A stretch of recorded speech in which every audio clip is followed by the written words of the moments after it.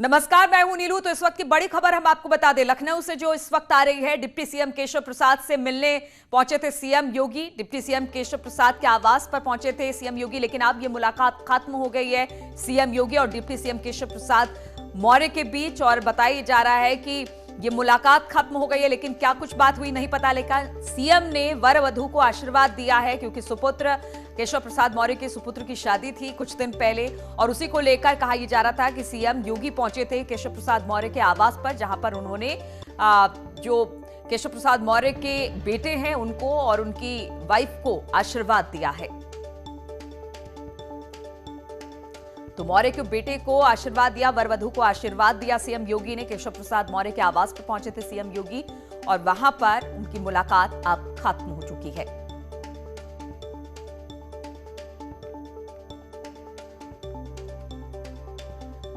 और deputy CM से CM योगी की मुलाकात खत्म हो गई है। अब सीएम वहां से निकल गए हैं। हम आपको बता दें, कुछ दिन पहले केशव प्रसाद मौर्य के बेटे की शादी थी, उस वक्त वहां पर नहीं पहुंचे थे सीएम योगी, और अब वर वधू को आशीर्वाद देने के लिए केशव प्रसाद मौर्य के आवास पर पहुंचे, जहां पर वर वधू को उन्होंने आशीर्वाद दिया। मुलाकात खत्म हुई और मुलाकात खत्म होने के बाद सीएम योगी वहां से निकल गए हैं।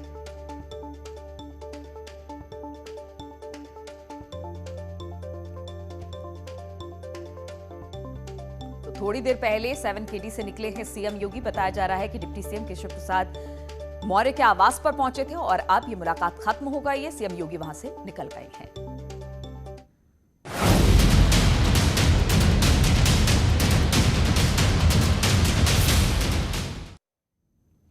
तो उत्तर प्रदेश में अवैध धर्मांतरण को लेकर जांच एजेंसियां चौकन्ना हो गई है। उमर और जहांगीर की गिरफ्तारी के बाद पुलिस और एटीएस की तफ्तीश जारी है। नोएडा, गाजियाबाद के अलावा उत्तर प्रदेश के कई जिलों में भी धर्मांतरण का रैकेट चल रहा था। अलग अलग जिलों में धर्मांतरण के धंधेबाजों का ग्राउंड जीरो से रिपोर्ट दिखाएंगे, लेकिन पहले यह रिपोर्ट देखिए।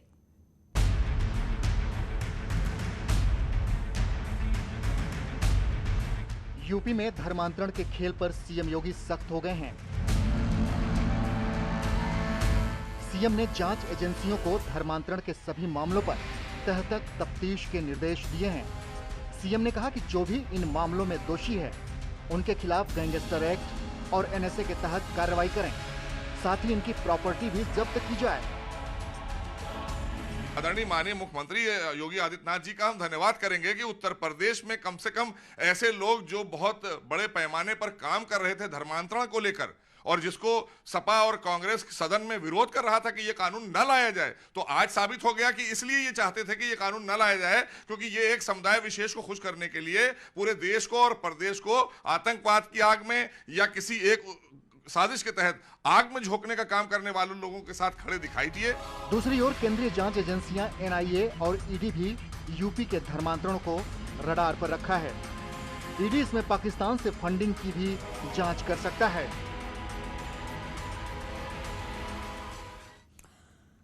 तो धर्मांतरण के धंधेबाजों का खेल उत्तर प्रदेश के कई जिलों में चल रहा है। नेटवर्क 18 यानी कि न्यूज 18 के संवाददाताओं ने ग्राउंड जीरो से धर्मांतरण के खेल पर रिपोर्ट की है, आप भी देखिए। अवैध तरीके से धर्मांतरण कराने वाले 2 मौलानाओं की गिरफ्तारी के बाद अब लगातार उनके तार खंगाले जा रहे हैं। उत्तर प्रदेश भर में 1000 से ज्यादा लोगों का अवैध तरीके से धर्मांतरण कराने वाले उमर गौतम और जहांगीर की गिरफ्तारी के बाद एटीएस अब लगातार उन बिंदुओं पर तफ्तीश कर रही है जहां से इनके तार जुड़ते हैं। उत्तर प्रदेश ही नहीं, उत्तर प्रदेश के बाहर तक इनकी जड़ें बताई जा रही हैं।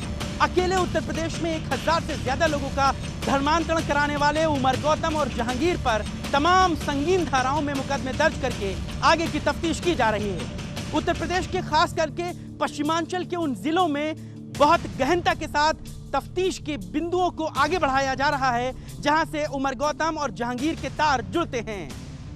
पुलिस और एटीएस लगातार इन बिंदुओं पर गहनता से जांच कर रही है, क्योंकि धर्मांतरण के मामले में विदेशों से भी फंडिंग का मामला सामने जुड़ रहा है। गैर कानूनी धर्म परिवर्तन में गिरफ्तार उमर गौतम कानून की पढ़ाई करने के लिए फतेहपुर के इस गांव से निकला था।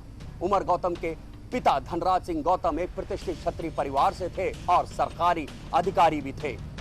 धनराज के 6 बेटों में चौथे नंबर पर था श्याम प्रताप, जो बाद में इस्लाम कबूल कर उमर गौतम बन गया। यहाँ के परिजन बताते हैं उनके कि इंटरमीडिएट तक की पढ़ाई करने के बाद पंतनगर यूनिवर्सिटी से एग्रीकल्चर की पढ़ाई करने के लिए श्याम प्रताप गया था। बताया जा रहा है वहीं पर उसने इस्लाम धर्म को कबूल कर लिया। यहीं पास के गांव में एक छत्री परिवार की लड़की राजेश्वरी से उसकी शादी भी हुई थी, जिसको भी उसने इस्लाम कबूल करवा के रजिया बनवा दिया। यहाँ लोग बताते हैं जब इस्लाम कबूल कर लिया था उमर गौतम ने, तो परिवार से बेदखल भी कर दिया गया और उसके ससुराली जलों ने भी उसको अपने तमाम रिश्तों से महरूम कर दिया। उमर गौतम के बड़े भाई उदयनाथ सिंह हमारे साथ हैं। हम इस वक्त फतेहपुर उनके आवास पर पहुंचे हुए हैं। तो आपके संपर्क में रहते थे उमर गौतम साहब? नहीं, कोई संपर्क। कब उन्होंने निमंत्रण किया, कब उन्होंने इस्लाम कबूल किया और घर की क्या प्रतिक्रिया थी उस वक्त? ये भी हमको पता नहीं है एक्चुअल डेट कब किया है, लेकिन जब पढ़ते रहे नैनीताल में तभी सब कुछ सुनने को मिला था। उस वक्त घर की क्या प्रतिक्रिया थी, पिताजी की, परिवार? सब लोग नाराज थे, पूरा परिवार नाराज था। क्या पिताजी ने उस वक्त बेदखल किया, पारिवारिक तमाम? नहीं, वो कोई मतलब सब छोड़ दिए थे, हमसे कोई वास्ता नहीं, कोई रिश्ता नहीं। आप लोगों ने कभी ये कोशिश नहीं की कि वो फिर से आ जाएं, हिंदू धर्म में वापस आ जाएं? नहीं, कोशिश के बावजूद भी उन्होंने जो है अपना जो है इरादा नहीं बदला। अब यहाँ जब आते हैं तो आप लोगों से क्या मुलाकात होती है या अब किन लोगों के साथ उठना बैठना है, कुछ ऐसी जान? नहीं, हमें कोई जानकारी नहीं, ना हमसे कोई मतलब है, ना हमारे यहाँ आते हैं ना जाते हैं। उनकी जब शादी हुई थी तो उस वक्त जो जानकारी है कि हिंदू थे, उसके बाद पत्नी को भी कबूल किया। सही टाइम किए हैं, लेकिन सारी पढ़ाई जो है लगभग एक ही साल का रहा।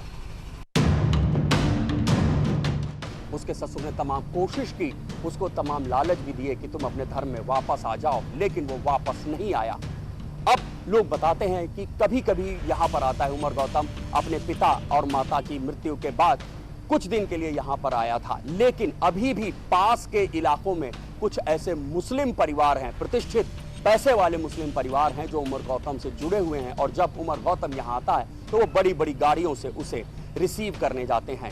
अपने गांव में तो नहीं, लेकिन आसपास के जिलों में जाता है तकरीर देने के लिए उमर गौतम।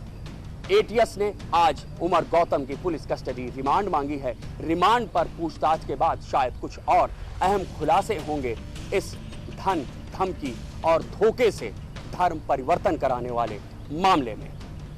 कैमरामैन गोपी गिरी के साथ ऋषभ मणि त्रिपाठी, न्यूज़ 18 फतेहपुर।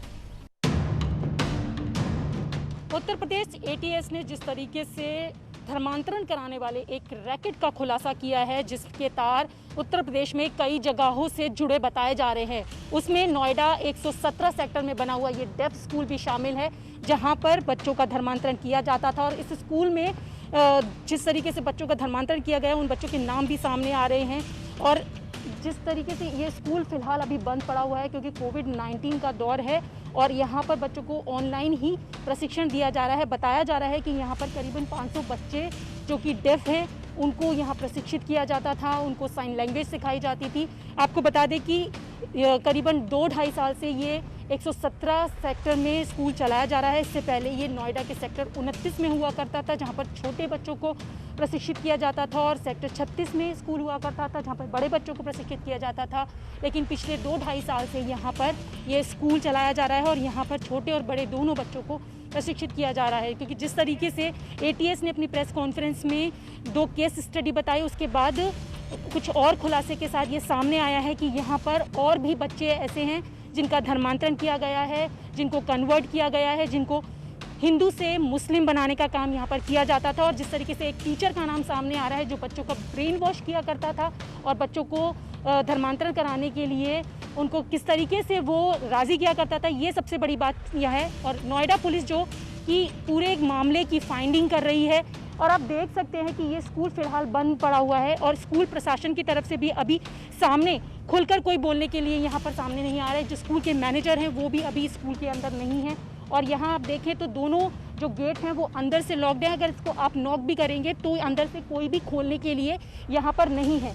यहाँ तक कि जो डोर बेल है उसकी बेल का कनेक्शन भी काट दिया गया है। तो यहाँ स्कूल की तरफ से सामने बोलने के लिए कोई तैयार नहीं है और पुलिस भी पूरी फाइंडिंग कर रही है। और जो नाम सामने आ रहे हैं, श्रुति, मनु, ऐसे कितने बच्चे होंगे जिनका धर्मांतरण किया गया है और कहाँ कहाँ वो भेजे गए होंगे, ये भी एक बड़ा सवाल है।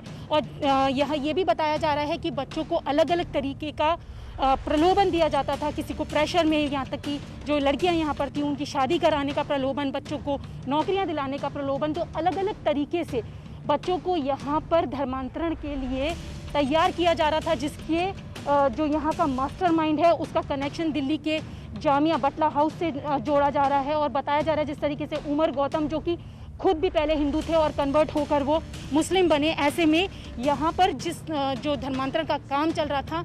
तो अब ये देखना होगा कि पुलिस की इस कार्रवाई में और क्या क्या खुलासे सामने आते हैं। कैमरा पर्सन नरेश के साथ रचना, न्यूज़ 18, नोएडा। हमेशा से ही सुर्खियों में रहने वाला गाजियाबाद एक बार फिर सुर्खियों में है। वजह है लखनऊ एटीएस द्वारा 2 लोगों को पकड़ा गया, जिन्होंने की अब तक तकरीबन 1000 लोगों का बड़े ही शातिराना अंदाज में धर्म परिवर्तन कराया है। इस घटना के तार भी गाजियाबाद से ही जुड़े। बीती 3 जून को पुलिस ने 2 लोग, जिनमें की कासिम और विपुल नाम है, दोनों को ही मंदिर के पुजारी की हत्या के प्रयास में गिरफ्तार किया था। उन लोगों से ही पुलिस को ये लीड मिली थी कि इन लोगों का भी धर्म परिवर्तन हुआ है। सलीमुद्दीन जी को आप कितने वर्ष से जानते हैं? 32-33 साल से हमारी जो है मित्रता है। आप जान रहे होंगे कि जिस तरीके से मीडिया में भी आ रहा है कि ये धर्मांतरण को लेकर जो बातें चली और विपुल का इसमें नाम जुड़ा, विपुल ने यहीं से शिक्षा ली थी? हाँ, बिल्कुल यहीं से शिक्षा ली थी उन्होंने। और एक इंस्टीट्यूट में कोई भी छात्र शिक्षा ले सकता है जी। और डॉक्टर साहब का जो है वो national institute of open schooling से जो है मान्यता प्राप्त शिक्षा संस्थान है, ये फलायम पैरामेडिकल इंस्टीट्यूट।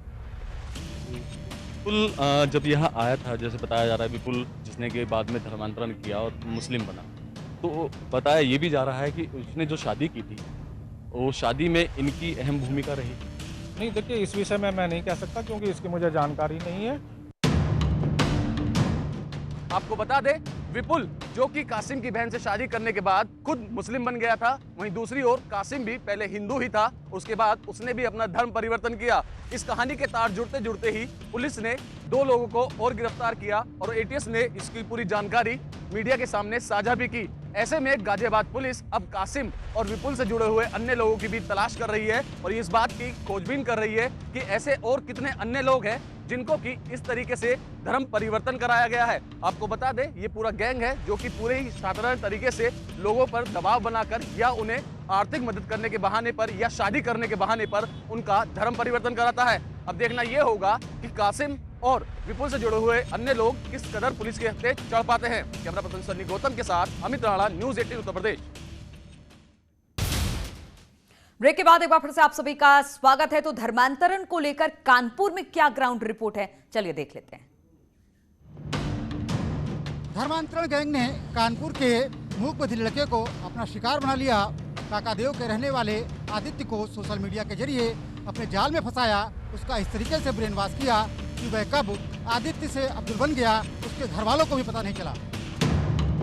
पिछले साल लॉकडाउन खुलने के बाद आदित्य दिल्ली गया और जब वह वापस लौटा तो उसके व्यवहार में बहुत बदलाव था।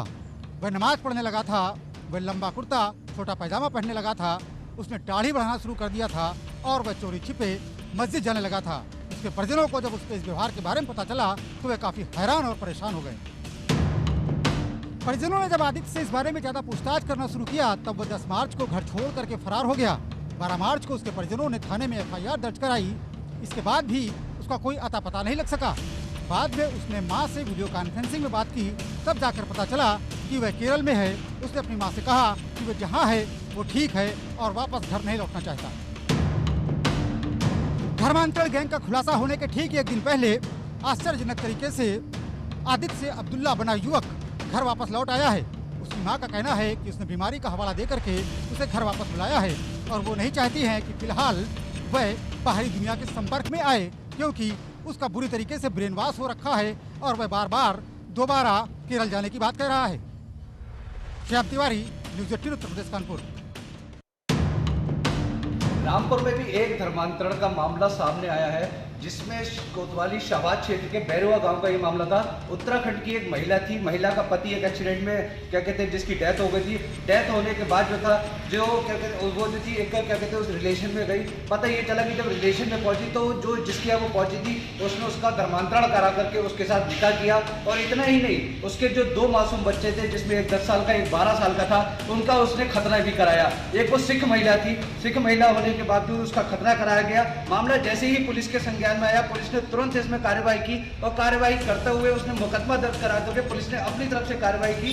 और कार्रवाई करने के बाद 3 आरोपियों को उसने गिरफ्तार किया, जिसमें अभी 2 जो आरोपी हैं वो अभी इसमें जो है अभी फरार चल रहे हैं। मामला संज्ञान में आया था कि बाजपुर की एक महिला थी और उसके पति की मृत्यु हो गई थी, जिसके बाद शाहबाद के एक युवक उसको अपने साथ ले आया, उनके दोनों बच्चों को भी ले आया, धर्मांतरण कराया, बच्चों की खतनी कराई, जो कि बहुत ही दुर्भाग्यपूर्ण घटना थी।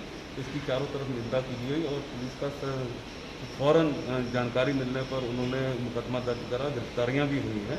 तो रामपुर में जो धर्मांतरण हुआ था, उस धर्मांतरण के जो आरोपी थे 3 आरोपी उसमें गिरफ्तार हो गए थे। पुलिस ने तत्परता से कार्रवाई करते हुए अपनी तरफ से मुकदमा दर्ज कराया था। 5 आरोपियों के खिलाफ मुकदमा दर्ज हुआ था, 3 आरोपी उसमें गिरफ्तार हो गए थे। 2 आरोपी जो जिसमें एक मुख्य आरोपी भी है वो अभी फरार चल रहा है और पुलिस उन आरोपियों की दबिशों के लिए, गिरफ्तारी के लिए लगातार दबिशें दे रही है। विशाल सक्सेना, न्यूज़ 18 रामपुर।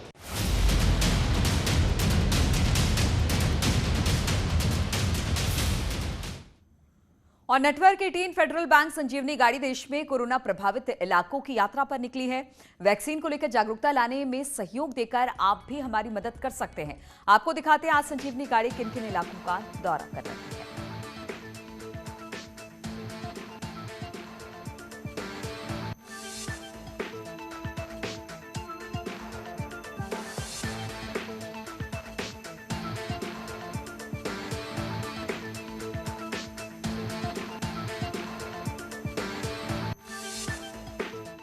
और न डरे न डराइए, सच जानिए और वही बताइए। प्लीज अफवाह मत फैलाइए। वैक्सीन ही है संजीवनी, इसे अपनाइए। और यही काम कर रहा है नेटवर्क 18, जो फेडरल बैंक के साथ मिलकर वैक्सीनेशन को लेकर जागरूकता अभियान चला रहा है, जिसका नाम है संजीवनी, अ शॉट ऑफ लाइफ। और काम है जागरूकता के जरिए कोरोना को मात देना।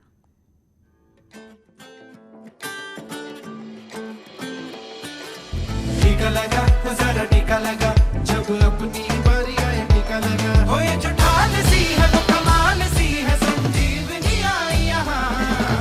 टीका लगा, जरा टीका लगा, जब अपनी बारी आए टीका लगा। टीका लगा, जरा टीका लगा, जब अपनी बारी आए। टीका लगा, जरा टीका लगा, जरा टीका टीका टीका टीका। लगाया क्या?